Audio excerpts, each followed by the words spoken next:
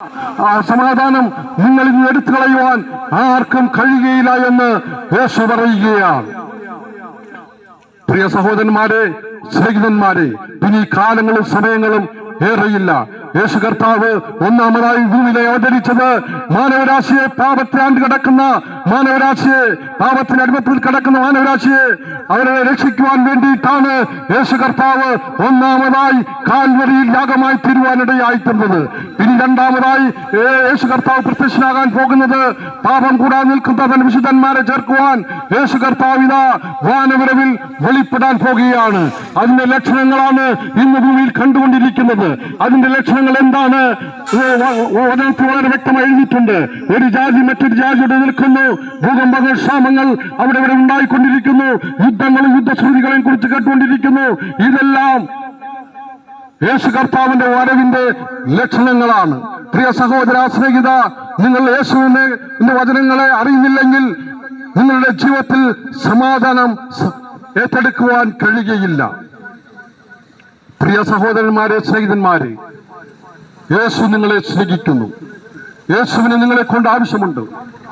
പാപത്തിന്റെ അടിമത്തിൽ കിടക്കുന്ന, പാപത്തിന്റെ ചേറ്റുകുട്ടിയിൽ കിടക്കുന്ന പ്രിയ സഹോദര, സ്നേഹിത, നിന്നെ രക്ഷിക്കുവാൻ, നിന്നെ വീണ്ടെടുക്കുവാൻ, നിന്നെ വിടുവിക്കുവാൻ യേശുവിന് കഴിയും. യേശു സാക്ഷാൽ ദൈവമാണ്.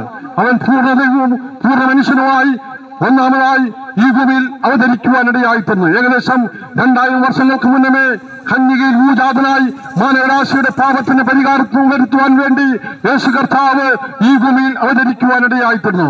നാടിന് നന്മ ചെയ്തു. നാടിന്റെ നെറുകയും പലസ്തീൻ നാടിന്റെ നെടുകയും കുറുകയും സഞ്ചരിച്ച് രാജ്യത്തിന്റെ സുവിശേഷം അറിയിക്കുവാനിടയായിത്തീർന്നു. രോഗികളെ സൗഖ്യം ആക്കുവാനിടയായിത്തീർന്നു. പിശാച് ബാധിച്ചവരെ അവൻ പുറത്താക്കുവാനിടയായിത്തീർന്നു.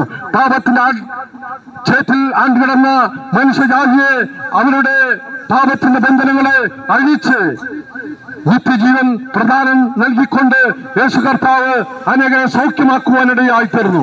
പ്രിയ സഹോദര, സ്നേഹിതര, അന്ന് അത്ഭുതങ്ങളെ ചെയ്യുന്നവനായ കർത്താവ് ഇന്നും അത്ഭുതങ്ങളെ ചെയ്യുവാൻ യേശു കർത്താവ് വിശ്വസ്തനായ ദൈവമാണ്.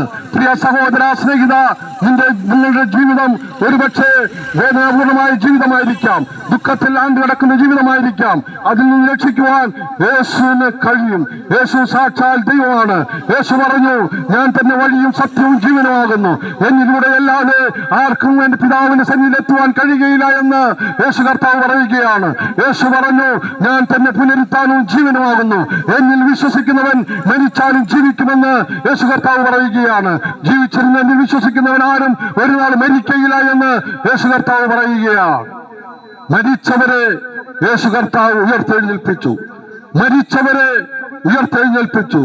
നാറ്റം വെച്ച് ജീവിതങ്ങളെ, മരിച്ച് നാറ്റം വെച്ച ജീവിതങ്ങളെ യേശു കർത്താവ് അവരുടെ മരണത്തിന്റെ പാശങ്ങൾ അഴിച്ചിട്ട് ഉയർത്തെഴുന്നേൽപ്പിക്കുവാനിടയായിത്തീർന്നു. പ്രിയ സഹോദരന്മാരെ, സ്നേഹിതന്മാരെ, മറ്റൊരുത്തൽ രക്ഷയില്ല. നാം രക്ഷിക്കപ്പെടുവാൻ ആകാശത്തിന്റെ കീഴെ ഭൂമിക്ക് മുകളിൽ മാനവരാശി രക്ഷയ്ക്കായി യേശു നാമമല്ലാതെ വേറെ ഒരു നാമവുമില്ല. ഇത് രക്ഷയ്ക്കുള്ള സമയമാണ്. ഇപ്പോഴാകുന്ന സുപ്രസാദ കാലം, ഇപ്പോഴാകുന്ന രക്ഷാ ദിവസം, ഇത് രക്ഷയ്ക്കുള്ള സമയമാണ്. മനുഷ്യൻ ഇങ്ങനെ പാപം ചെയ്ത് മുന്നോട്ട് പോകുകയാണെങ്കിൽ നിത്യനാശത്തിൽ ചെന്നെത്തുവാനിടയായിത്തീരും. നിത്യനാശമായിരിക്കുന്ന നിത്യ നരകത്തിലേക്ക് മനുഷ്യൻ ചെന്ന് നീങ്ങുകയാണ്. ഇതിൽ നിന്നെങ്ങനെ മോചനം പ്രാപിക്കുവാൻ കഴിയും? യേശുവിന്റെ അടുക്കൽ കടന്നു വന്ന് പാപങ്ങളേറ്റുപറഞ്ഞ്, തെറ്റുകളേറ്റുപറഞ്ഞ് ഒരു പുതിയ മനുഷ്യനായി തീർന്ന് ജീവിച്ചാൽ കർത്താവിന്റെ കാഹളം ധ്വനിക്കുമ്പോൾ അവനോടുകൂടെ അവനെതിരേൽപ്പാൻ മേഘങ്ങളിൽ എടുക്കപ്പെടുവാനിടയായിത്തീരും. വചനം പറയുന്നു, ഒരിക്കൽ മരണവും പിന്നെ ന്യായവിധിയും ദൈവം സകല മനുഷ്യർക്കായി നിയമിച്ചിരിക്കുകയാണ്. മരണം യാഥാർത്ഥ്യമായിരിക്കുന്ന പോലെ ന്യായവിധി യാഥാർത്ഥ്യമാണ്. മനുഷ്യനായി ജനിച്ച ഏതൊരു വ്യക്തിയും മരണമുഖാന്തരം ഈ ലോകത്തിൽ നിന്ന് മാറ്റപ്പെടേണ്ടതായിട്ടുണ്ട്. ധനവാനായിക്കൊള്ളട്ടെ, പാവപ്പെട്ടവനായിക്കൊള്ളട്ടെ, ദരിദ്രനായിക്കൊള്ളട്ടെ, പൈസ ഉള്ളവനായിക്കൊള്ളട്ടെ, പൈസ ഇല്ലാത്തവനായിക്കൊള്ളട്ടെ, ആരായിരുന്നാലും ശരി, മരണം ഏതു സമയത്തുമെന്ന് നമ്മെ മാടി വിളിക്കാം. ആ സമയത്ത് നമ്മുടെ നിത്യത ചെലവഴിക്കുമെന്ന് നാം ചിന്തിച്ചിട്ടുണ്ടോ? യേശുവിലൂടെ അല്ലാതെ നിത്യരക്ഷയ്ക്ക് ഒരു വേറെ വഴിയില്ല. യേശുവാണ് യഥാർത്ഥമായ വഴി. യേശുവിലൂടെ അല്ലാതെ പിതാവിന്റെ സന്നിധിയിൽ സ്വർഗരാജ്യത്തിലേക്ക് ചെല്ലുവാൻ കഴിയുകയില്ല. യേശു പറഞ്ഞു, ഞാൻ തന്നെ വഴിയും സത്യവും ജീവനുമാകുന്നു, എന്നിലൂടെ അല്ലാതെ ആർക്കും എന്റെ പിതാവിന്റെ സന്നിധി ചെല്ലുവാൻ കഴിയുകയില്ല എന്ന് യേശു പറയുകയാണ്. പ്രിയ സഹോദര, അല്ലല്ല, നിങ്ങൾ മാനസാന്തരപ്പെടാതിരുന്നാൽ അങ്ങനെ തന്നെ നശിച്ചു പോകുമെന്ന് സൈന്യങ്ങളുടെ കർത്താവ് അരുളി ചെയ്യുകയാണ്. ഇതിപ്പോൾ മനം തിരിയേണ്ട സമയമാണ്, മാനസാന്തരപ്പെടേണ്ട സമയമാണ്. സമയങ്ങൾ ഏറ്റവും അടുത്തെത്തിയിരിക്കുകയാണ്. ഇനിയുള്ള സമയം ആർക്കൊന്നും മരണം ആരെന്ന് മാടി വിളിക്കുമെന്ന് ആർക്കും അറിഞ്ഞുകൂടാ. ഈ പ്രസംഗിക്കുന്ന എന്നെ ഒരുപക്ഷെ ഒന്ന് മരണം കൊണ്ടുപോയേക്കാം.